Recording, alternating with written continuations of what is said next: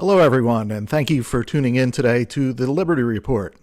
Dr. Paul is traveling, so I will be your host today. And this week I gathered up a few stories that I noticed, economic-related stories, and I figured I'd go over them, give my opinion, and hopefully you'll like what I have to say. So let's get started. This is from disclose.tv on Twitter. United Nations calls on the U.S. Federal Reserve and other central banks to halt interest rate increases. Central banks risk pushing the global economy into recession, a UN agency said on Monday. And here's another one that from another global institution, so-called global, from the IMF. This is from Breaking Market News. And it says, IMF's managing director, Georgieva, the Fed has a very high responsibility to consider the impact on the rest of the world. So we see central planning is now a global affair. We're coming up with interest rates that are, everybody has a say other than the market. All the central planners around the world, and the Fed is a central planner itself. So it's deciding on interest rates that the UN and the IMF are not very happy with, because they're raising rates, and the bubble that has been created over these years is now on very shaky ground, to say the least. And we should go to the basics here on prices, because interest rates are a price. They are an agreed upon price by two parties at a certain place and time. So, watch any stock trade. Anyone who is familiar with the stock market, you'll see the price of a stock changes constantly for the active stocks. It'll be, let's say it's $20 and then $20.50 and then $19.50 and 75. And it's constantly changing. And prices are historical facts. After the exchange is made, it's a historical fact. It's not a fixture. So when something traded at $20 5 minutes ago, but it's at $21, that 5 minute ago price is a historical fact. It's not something that remains fixed. So you can't say, well, what should the price of the stock be? Well, it depends on the two people making the exchange in the moment. And if you take it, away from the stock market into like our daily lives, let's say you go to a store and a pair of sneakers is $20. Well, are you willing to pay for that, $20 at that moment? It depends on your situation. If you have 1,000 shoes at home and you can wait, you wait. But if you're a marathon runner and you have one pair of shoes and they're all worn out and you have a marathon tomorrow, you'll pay up, So that's how prices are formed in the precise moment based on the values of the two people making the exchange. So it would be absurd for somebody, to come up to me and say, well, what do you think the price of sneakers should be? That's an absurd question. I, as a third party, have no say. It depends on the two people making the exchange. Well, it's the same thing with interest rates. If, we have people at the Federal Reserve who sit around the table deciding what interest rates should be, and then fixing them. And then you have people on the other side of the world who are unhappy with, hey, that's not what the price of interest rates should be. It should be lower or higher. And all of it is nonsense. None of them should have any say in what interest rates should be. Interest rates should be like the market, like when we go to buy sneakers, like when you go buy a stock on the stock exchange. You're in the market. You decide in that moment what the price should be. So when the price is fixed, which is what the Fed does with interest rates, they create problems, economic problems, major economic problems. They create the boom that we have. Now, let's take another example. Let's say you go to the supermarket, and normally the market price, is stable for potato chips around $5. It doesn't change very much. But one day, the supermarket fixes an artificial price of 10 cents on those same chips that are $5. So what's going to happen to those chips if they're 10 cents now? By the time you get to the supermarket and find out about it, those chips are gone. The shelf is going to be empty because people will just go and buy them up. What a great deal. Usually $5, now for 10 cents. Shelves are empty and they're gone. Well, when you go into the loan market and interest rates, when the price, let's say, of a loan would be 7%, in the market, and it fluctuates, but let's say it's 7, and the Fed comes in and says, and they fix it at 1%. Well, what happens? People are going to rush. What a deal. I could take a loan for 1%. The market would be 7, but the Fed is saying it's 1. So people go and they take all these loans, and the banks and the Fed, they counterfeit money to give these loans. So while the potato chip shelf could be empty, the money shelf could never be empty because they're just creating the money. And that's how money gets flooded into our economy. They fix the interest rates low. People go take out loans. You don't have to worry about running out. You just create more of the money. And this sets up a major economic disaster. It creates all the booms that we go through, the stock market boom, the housing market boom. It funds the wars. How do you think the government can get into $31 trillion in debt?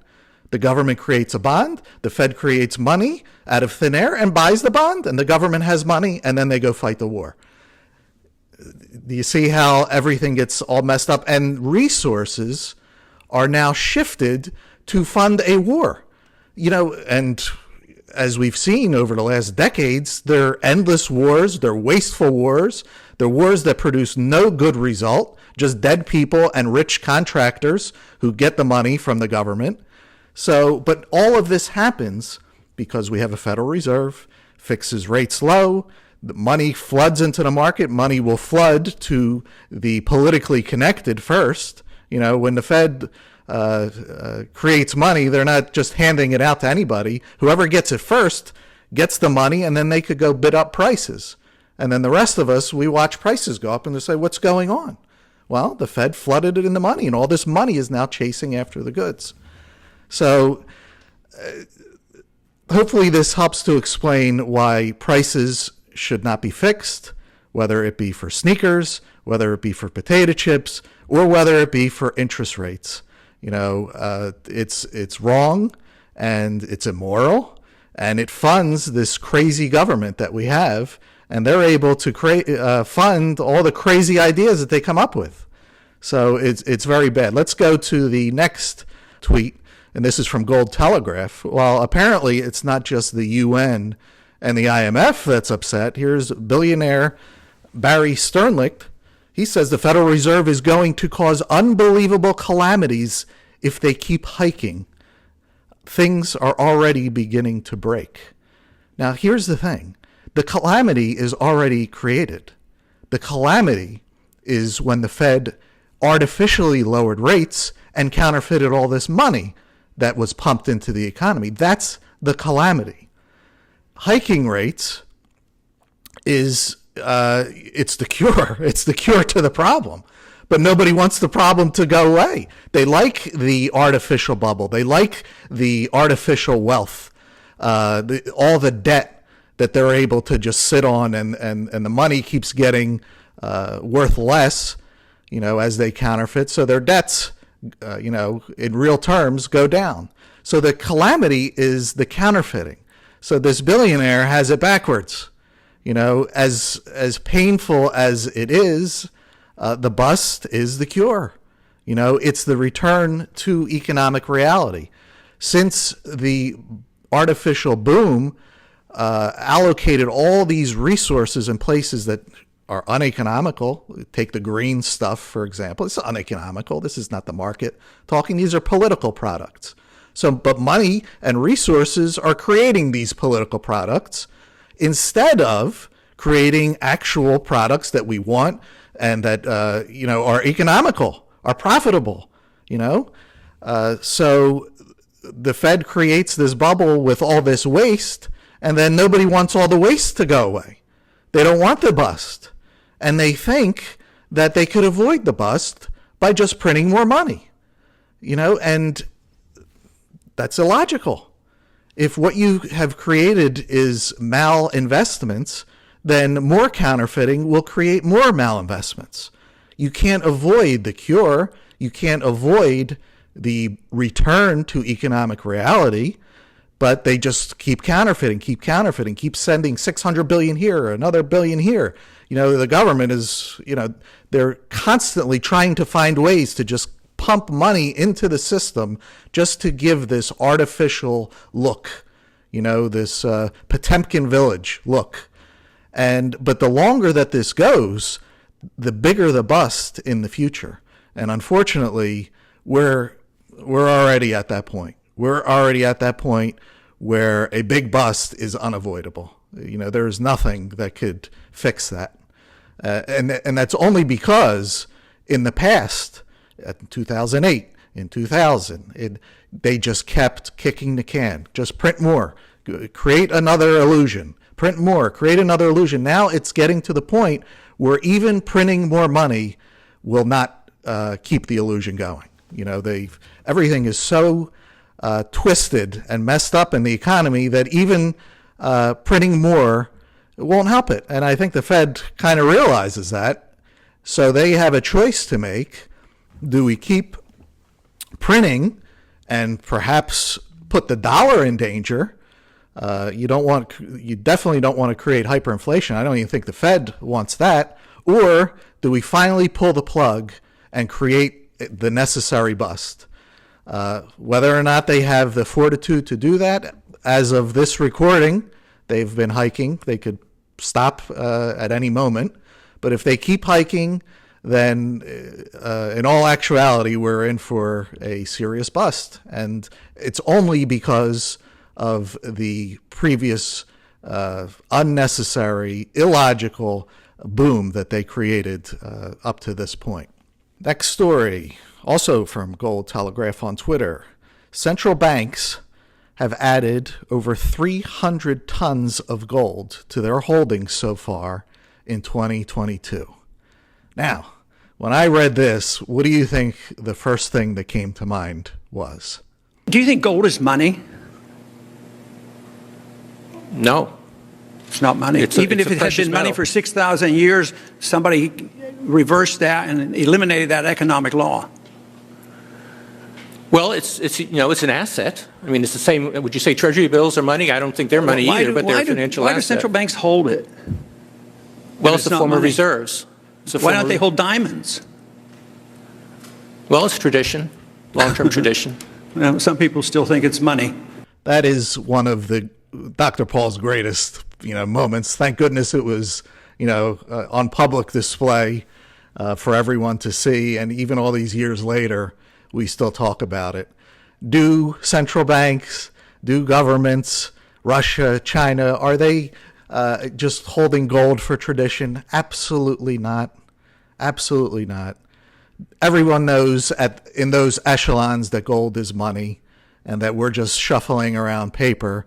And, like with musical chairs, you want to make sure you end up with a chair. So people, the central banks and the governments, they're accumulating gold.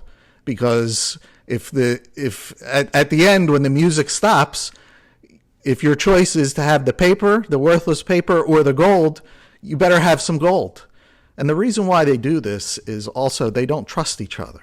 They don't trust the Fed. They don't trust each other because that's how power works.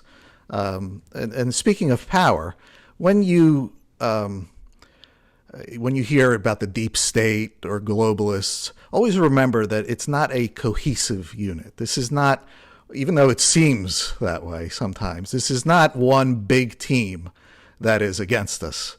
They're all against us, but they're not all together.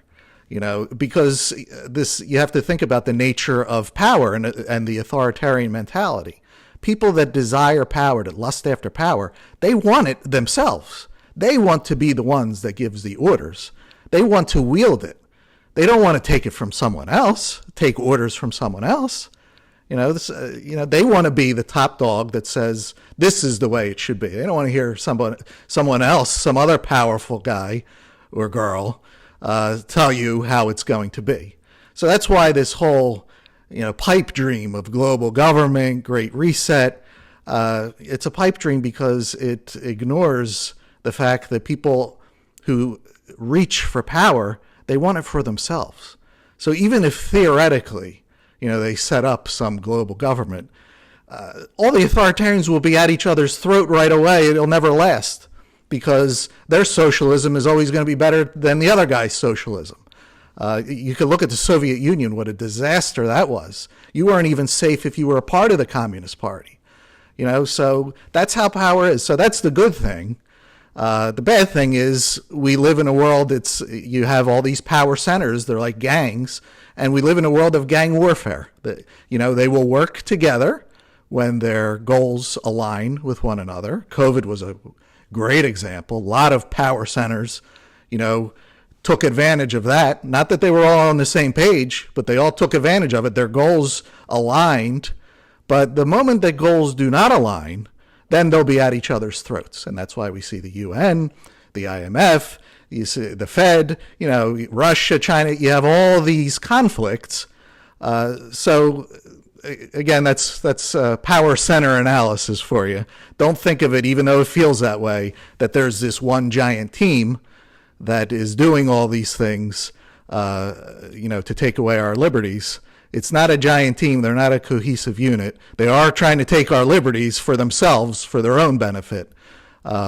So the accumulation of gold is a reflection that they'll talk a big game about, paper currencies and fiat money, but in the end, they will go for the gold. Same thing with climate.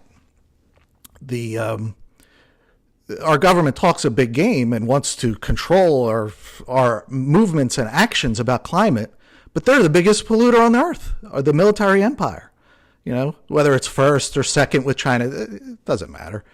They're one of the biggest polluters on earth. And are they changing that? Are they changing that they're going to be, are they bringing all the troops home? Are they closing all the bases? Are they saying, our earth is in danger, we better stop this? Absolutely not. Not in either party, not even the left, which, they virtue signal with this climate stuff. They're not stopping the biggest polluter in the world. Instead, they want to make us use paper straws that fall apart and these bags. It's ridiculous. So, they will put out for propaganda, but their actions are what matter. When governments buy gold and central banks buy gold, their actions matter. If they don't care about the pollution, when they're the biggest polluter, their actions matter. And what they say about climate, to me, means absolutely nothing.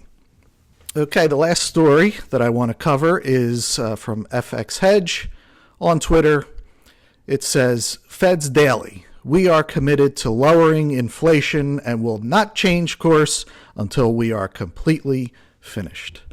And this is a great example of an arsonist who creates a fire and then he turns around and he's going to be the guy that puts out the fire. The Fed is the source of inflation, this inflation problem that we have. Yes, government spending makes it happen, but the Fed creates the money for the government to spend. If the government does not have the Fed there, the government can't spend all this money. They're only spending it because the Fed creates it out of thin air. So it's a double team against us, but the source, the one that really makes it happen, is the Fed. So the Fed is the source of inflation. They start the fire, and now they're going to be the ones who turn out the fire. Now, are they planning on, let's say they get inflation under control. Will they inflate again? Will they create another fire? Yes, because they're arsonists. That's what arsonists do. They create fires. So they're not planning on, if they get inflation under control, shutting the doors, saying, this Federal Reserve, it was a bad idea. We shouldn't have done it. Look at all the damage we've created.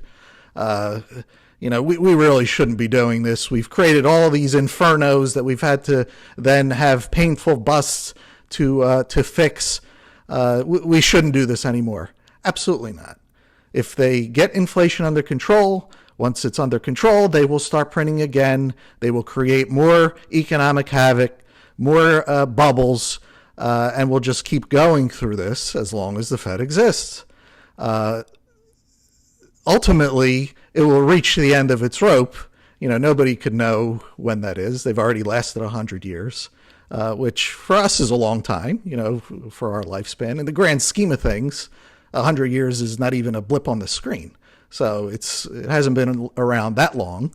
But how long it can pull off this financial chicanery is, I don't have that answer. I don't think anybody does, because our world is too complex to know something like that. But what's happening here is, they created the inflation. They are going to now fight the inflation.